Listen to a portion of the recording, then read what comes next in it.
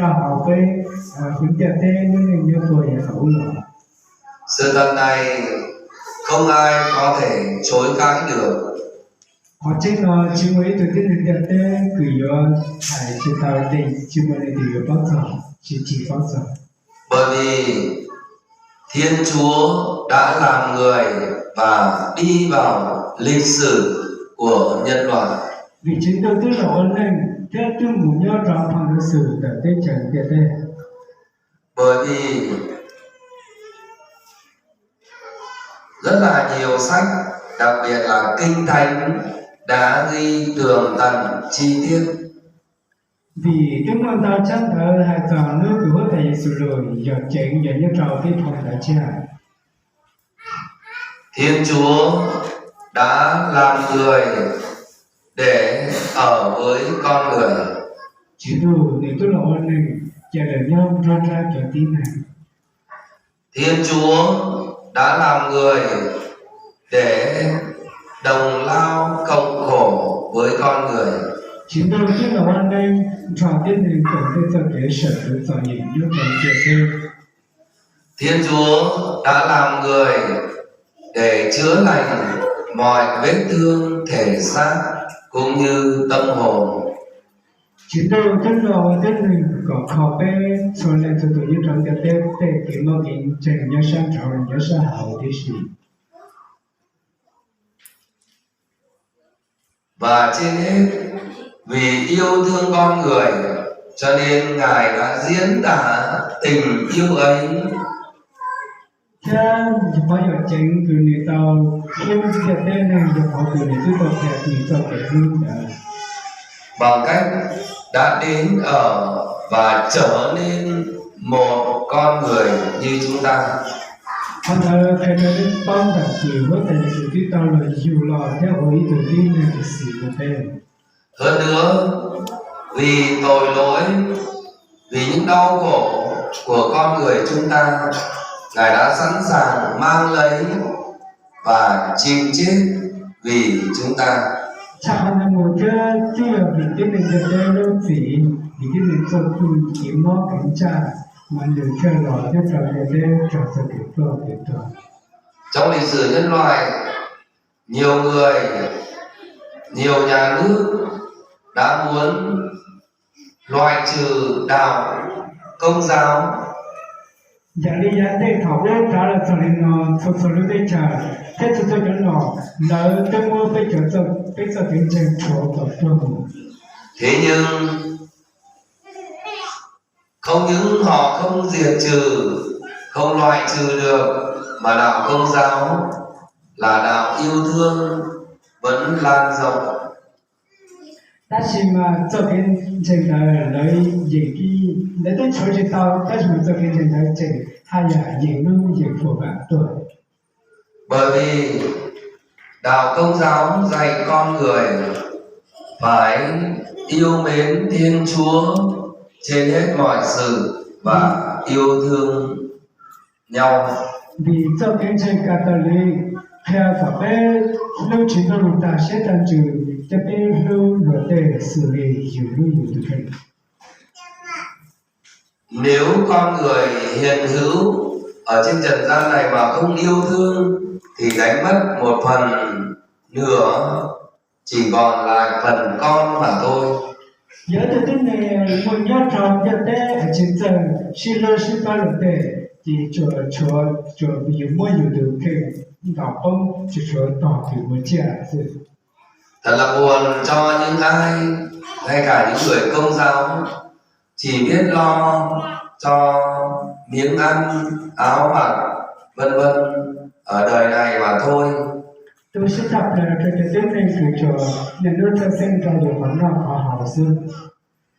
Họ không biết lo kiếm tìm và báo hiếu với Thiên Chúa. Là chỉ bao trăm trẻ cho trong dòng chúng tôi nhận được cử chỉ cái này. Họ không biết kiến tạo hòa bình, không biết giúp đỡ yêu thương mọi người. Là chỉ cho trăm trẻ cho cái sĩ học sinh, kết cho cái sĩ long được về. Chúng ta tự hỏi khi chết họ mang được gì theo mình? bây giờ chuyển đầu bây giờ kinh sen thọ cứ tôi là giờ tao cả ai chịu dâng thánh lễ mừng sinh nhật của Chúa hôm nay. thật sự tôi cho tao bây giờ không tại Giêsu lúc nào Chúng ta nhớ đến phận làm người của mình.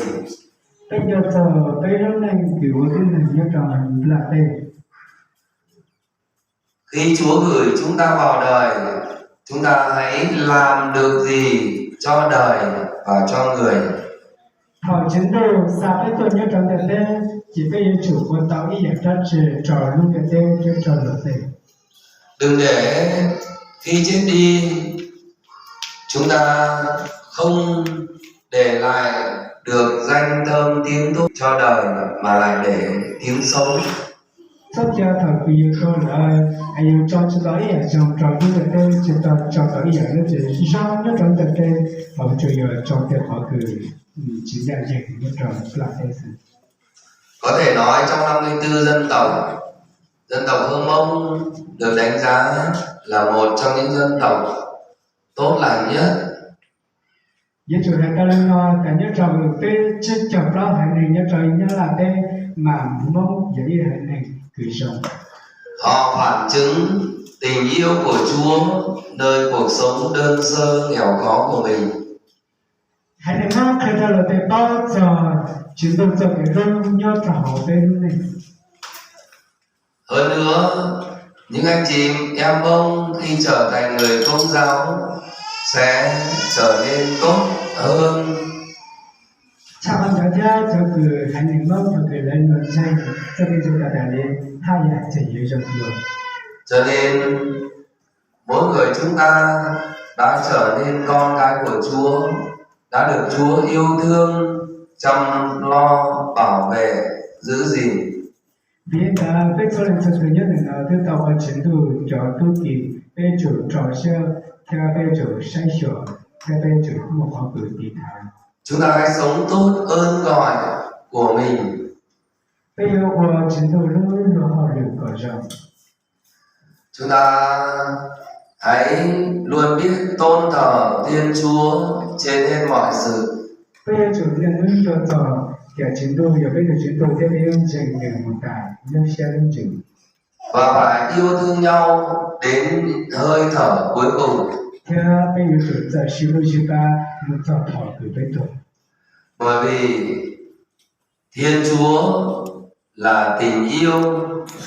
Vì trình độ giống tỏ cái lưu. Ngài cũng muốn chúng ta là chứng nhân của tình yêu. Vì thế người cùng xã bảo vệ của y lưu bỏ sinh cho cái lưu. Chúa muốn chúng ta trở thành những đôi tay nối dài của Ngài. Chúng tôi sẽ có bé trong khi cho ít thải tiền để bổ tôi là chịu tôi tôi. Để chữa lành những ai đang đau khổ. Có những con tàu từ kiểu một mong gì. Để dẫn dắt những người đang ở trong u tối tìm về ánh sáng đích thực. Có cho người chính nhớ cho họ cho tôi do họ bỏ kế. Để cùng đi với họ đến hạnh phúc đời đời nơi Thiên Chúa. Còn cho là một do họ gửi dòng xe khả lồ nhé bộ lì cho họ chịu tôi. Lạy Chúa, vì yêu mà Chúa đã xuống trần làm người. Có thể chúng tôi vì cho cái lưu có tên tao là nhớ trò phụ cho tên nào là vấn này. Xin Ngài hãy chiếm lấy con. Không có cùng mơ của lửa có từ. Để con cũng trở thành chứng nhân tình yêu của Ngài cho tha nhân. Có cũng đủ trong lấy từ bản thân để cho cái lưu cho một tên. Rất là sớm.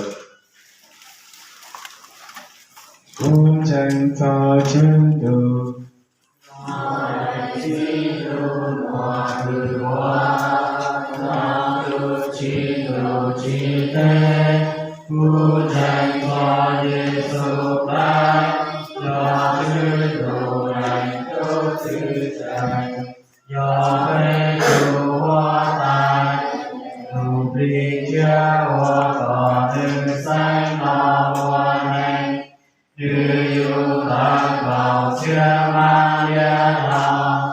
lưu trải vì là tao hoa nó Giê-xu cho đua hiệp tiết tuôn chưa sòng đông chúa ơn mua nữ lo háo vàng nữ mù cho mù chia tế cho